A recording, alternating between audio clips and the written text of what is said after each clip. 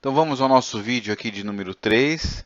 Esse vídeo agora nós vamos abordar os atributos e também a generalização e especialização, que é um conceito também utilizado no diagrama conceitual de banco de dados. Bom, primeiro vamos começar com a definição de atributo. Atributo é dado, ou melhor, informação, né, como vocês preferirem chamar, que é associado a cada ocorrência de uma entidade ou de um relacionamento. Então, o que nós tiramos daqui? A informação que eu guardo de fato no banco de dados está associada a cada ocorrência de uma entidade.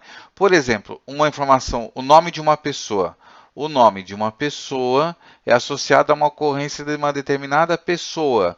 Ou seja, por exemplo, o nome Pedro é associado a uma determinada pessoa. Então, se eu tenho uma entidade com pessoa, eu tenho uma ocorrência dela que tem a informação associada a ela, que é o nome dela, Pedro. Um relacionamento, a gente vai ver mais para frente, também pode ter atributos contendo dados. Isso acontece somente no modelo conceitual. A gente vai ver que no modelo lógico, bem mais à frente, isso é mudado. Atributo. O atributo ele é representado, ligado à entidade. Aqui nós temos uma entidade, é o retângulo, com o nome dessa entidade de nome projeto. Então, é uma entidade que guarda vários projetos, ou todos os projetos de uma empresa. Esse projeto tem um código, que é um determinado número, e tem um tipo de projeto, que é um determinado descritivo do tipo daquele projeto. Então, essas bolinhas ligadas ao retângulo são os atributos, que é onde, na verdade, são armazenados os dados. Então, um determinado código é de um determinado projeto que está armazenado aqui. Ou seja, um determinado código será de uma determinada ocorrência do projeto. Nós também temos, além daquele atributo que é o mais simples, nós temos aqui o atributo composto. Nós vimos os atributos aqui. Daqui a pouco eu vou falar desse atributo preenchido, ainda não vou falar. Então vamos agora falar desse atributo que está aqui. Tudo isso aqui junto é um atributo. Como são várias coisas juntas, ele é chamado de atributo composto. O atributo composto, ele tem mais atributos ligados a ele.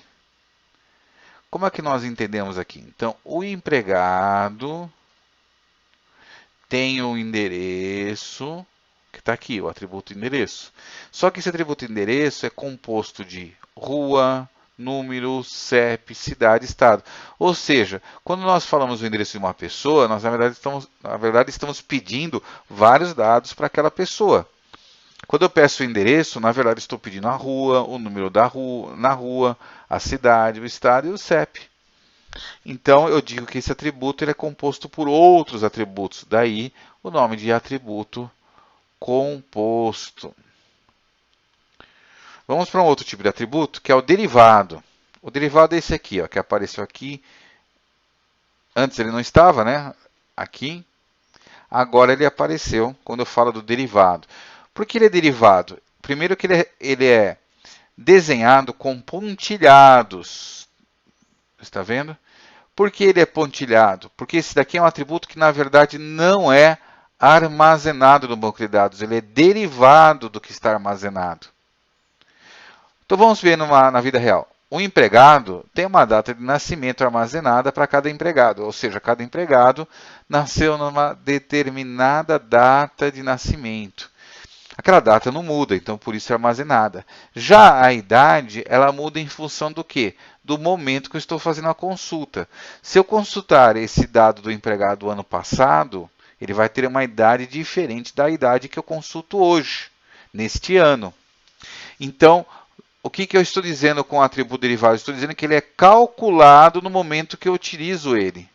Ou seja, ele somente está nesse diagrama para que os desenvolvedores saibam que esse atributo derivado ele não será armazenado e será calculado. Ou seja, será responsabilidade de quem fizer a consulta aos dados do banco de dados. Mas ele é importante estar desenhado porque eu sei da onde eu obtenho a idade. Eu obtenho da data de nascimento fazendo um cálculo com o momento que eu consulto o banco de dados. daí vem o nome de atributo derivado. Os atributos têm cardinalidade? Tem sim. Cardinalidade mínima, ele também tem, quer dizer, obrigatoriamente, quando eu tenho que ter um atributo, a mínima é 1, e quando ele é opcional, 0. Ou seja, os atributos também têm cardinalidade. E máxima? Também. Eu posso ter um atributo que ocorre só uma vez, por exemplo, o nome. A pessoa tem no máximo um nome. Agora, N, por exemplo, a pessoa pode ter vários telefones. Então, aquele atributo ocorre várias vezes para a pessoa. Quando é monovalorado e quando é multivalorado. Então, a máxima me diz quantas vezes no máximo ocorre aquele atributo. E a mínima me diz se aquele atributo é obrigatório ou opcional. Como é que isso fica na prática? Vamos ver um atributo com cardinalidade. Telefone. Telefone, a mínima é 0 e a máxima N. Por quê? Um cliente, qualquer ocorrência de cliente, pode ter no mínimo nenhum telefone ou vários telefones. Já código é no mínimo 1 e no máximo 1. Nome é obrigatório, no mínimo 1 no máximo 1. Então, eu não coloco cardinalidade nos atributos onde a mínima e a máxima é de valor 1. Isso é uma convenção, somente em atributos que eu não coloco cardinalidade quando ela for mínima 1 e máxima 1. Já quando for diferente, eu tenho que colocar a cardinalidade. Então, o atributo obrigatório e monovalorado, o default é 1,1. Então, como ele é default, eu não preciso colocar. Por que eu estou entendendo que é default? Porque não existe nenhuma ocorrência de cliente que não tenha nome, nem que não tenha código. Já telefone, eu posso ter clientes que não têm telefones ou têm vários telefones. Mínima 0, máxima N. E o atributo com cardinalidade, então, no caso o telefone que eu mostrei para vocês, ele é chamado, esse atributo, além de ser opcional, que nós vimos com a mínima, ele também é multivalorado. Como é que eu sei que é multivalorado? Pela máxima. Se a máxima fosse 1, eu saberia que esse telefone pode não ter nenhum ou no máximo 1. Como a máxima aqui está N, então ele pode ter mais de um valor. Ele é chamado de atributo multivalorado. E além de ser multivalorado, ele é opcional. Por que ele é opcional? Porque no mínimo 0. Ou seja, há clientes que poderão não ter telefones cadastrados. O atributo em relacionamento, ele ocorre? Ele ocorre também, quando for necessário. Normalmente o atributo ocorre em relacionamento quando ele for um relacionamento vários para vários. Vamos dar uma olhada aqui. Mas nem todos vários para vários precisa de atributo no relacionamento. Vamos dar uma olhada nesse banco de dados aqui. É um banco de dados onde eu tenho engenheiros que atuam, tem uma atuação em projetos. Ou seja, uma empresa de projetos, de engenharia, onde tem vários engenheiros na entidade engenheiro e tem vários projetos na entidade projeto. Então vamos olhar a cardinalidade aqui. O engenheiro trabalha em nenhum projeto, ou seja, pode ter engenheiro que não trabalha em projeto ou vários projetos. Já o projeto tem no mínimo um engenheiro, não existe projeto sem engenheiro. E no máximo N, ou pode ser vários engenheiros trabalhando num projeto. O engenheiro tem código, tem nome. Não coloco a cardinalidade nesses atributos, como código e título aqui também, porque eu sei que todo engenheiro tem que ter código e todo engenheiro no máximo tem um código. Todo engenheiro tem no mínimo um nome e no máximo um nome. Todo projeto tem no mínimo um código e no máximo um código. Todo projeto tem no mínimo um título e no máximo um título, que é o nome do projeto. A função. Eu sei que o engenheiro, dependendo do projeto que ele atua, ele tem uma função. Por exemplo, um engenheiro sênior, ele pode ser líder de um projeto, e no outro ele pode ser um engenheiro experiente participando do projeto. Já um engenheiro júnior, ele vai ser líder de pequenos projetos.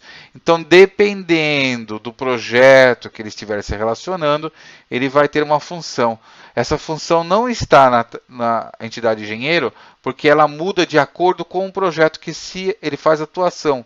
E não está em projeto porque ela muda de acordo com o engenheiro que estiver ligado. Então, naturalmente, a função é em função da sua atuação em um determinado projeto. E como ele sempre tem que ter uma função e no máximo uma função em cada projeto, eu também não coloco cardinalidade na função, porque é 1,1. Aqui nós temos também relacionamentos 1 para vários, que podem ter atributos. Para uma financeira, faz o financiamento de uma venda. Esse financiamento vai ter parcelas e taxas de juros. Agora vamos para um atributo, um tipo de atributo que é muito importante numa entidade. Vamos ver a definição do identificador de entidade. Cada entidade deve possuir pelo menos um identificador. O que é um identificador? É um conjunto de propriedades ou atributos de uma entidade cujos valores servem para distinguir. Pode ser o conjunto ou uma só, porque conjunto é de um ou vários. Cujos valores servem para distinguir uma ocorrência da entidade das demais ocorrências da mesma entidade. Vamos ver isso? Por exemplo, atributo identificador. Uma pessoa, ela tem um RG, tem um CPF, tem um código, tem um nome e tem um endereço.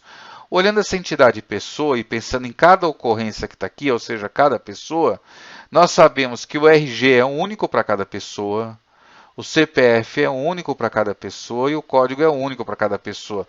Por isso que esses atributos são chamados de identificadores e são representados com a bolinha totalmente preenchida.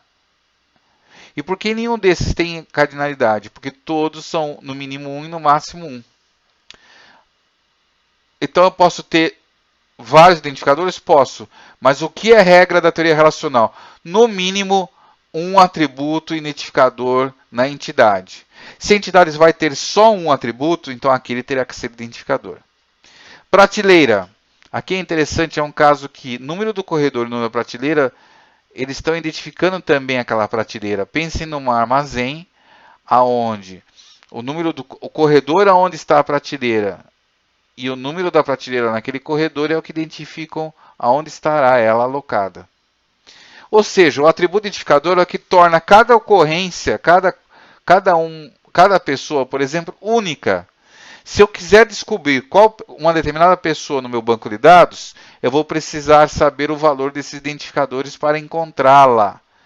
Aí vocês vão me perguntar, por que eu não coloquei nome como identificador da entidade? Afinal de contas, cada pessoa tem um nome. Eu não coloquei nome porque nome é um dado que pode se repetir. Nós temos várias pessoas com o mesmo nome por coincidência, são chamados de homônimos.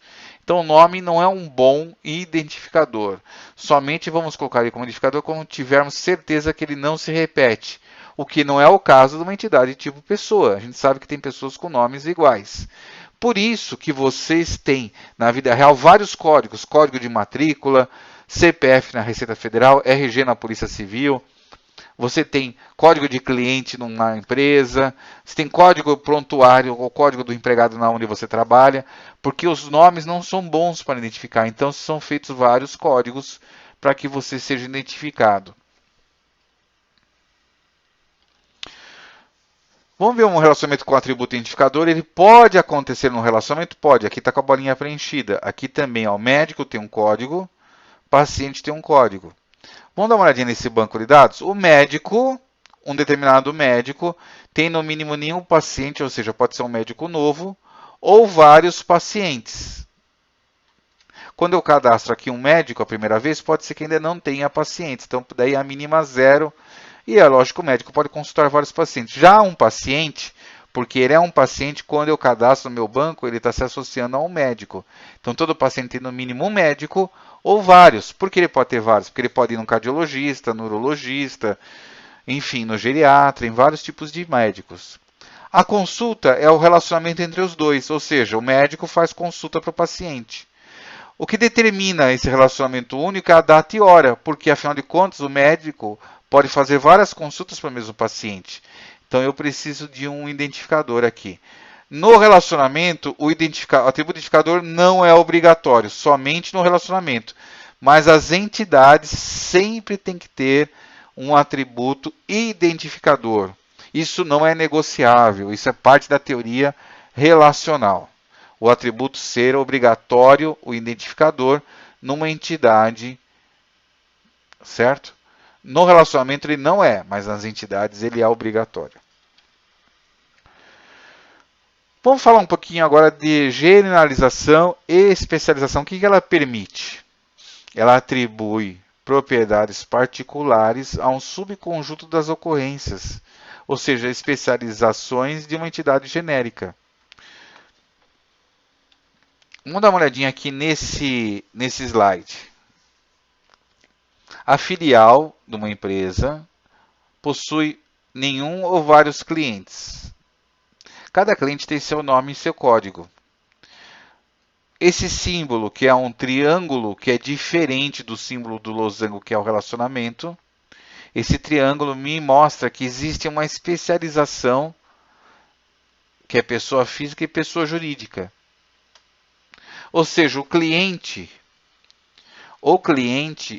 é o que eu cadastro no banco. E eu sei que eu tenho tipo pessoa física e tipo pessoa jurídica. Onde a pessoa física tem sexo, já quando é jurídica tem um tipo de organização. São atributos diferentes. Por que eu não coloco atributo aqui?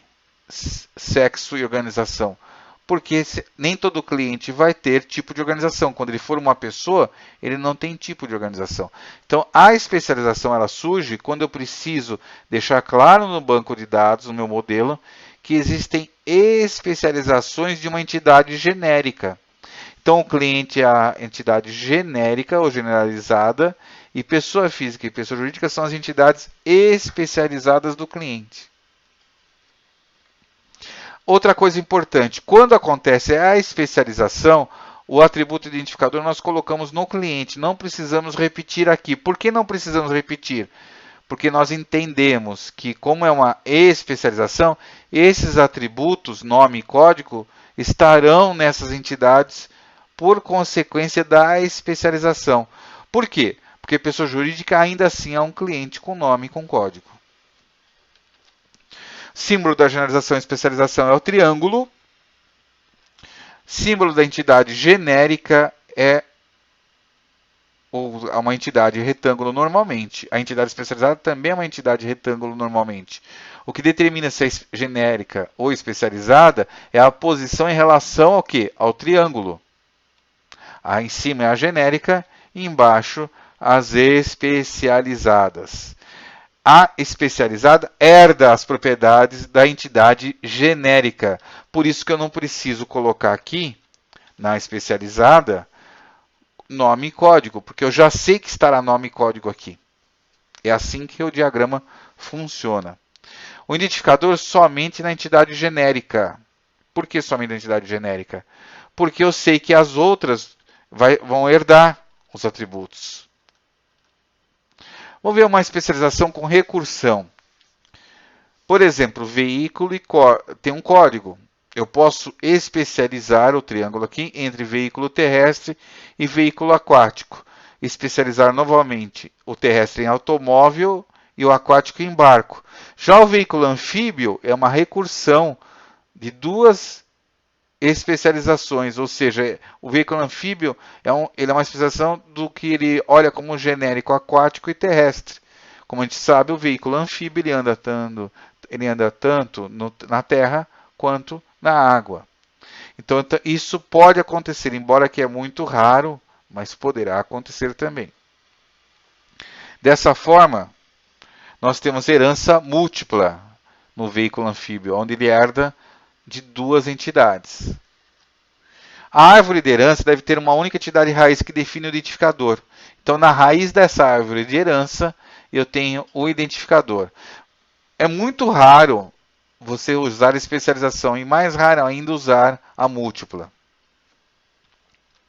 O identificador do veículo é definido aqui na mais genérica da árvore de heranças. Observações importantes que eu quero destacar sobre atributos e cardinalidades. Primeira coisa, sempre é obrigatório representar a cardinalidade mínima e máxima de cada lado em relacionamentos. Por que eu estou falando essas observações? Porque nos slides anteriores eu não coloquei propositalmente o que eu vou falar nesse slide, para que a gente focasse naquilo que era sendo falado naquele slide. Daqui para frente eu vou fazer os diagramas completos. Não é obrigatório representar a cardinalidade mínima e máxima em atributos, se elas são iguais a 1, mínima 1 e no máximo 1. Toda entidade deve ter atributos. Não existe entidade sem atributos. São eles que guardam os dados. O atributo identificador é obrigatório em todas as entidades.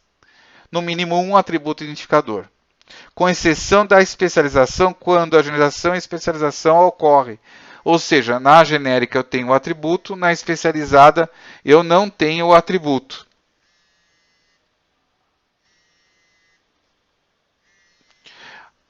Há slides em que não aparece atributo ou cardinalidade completa. Foi feito com o objetivo de focar nos temas dos slides.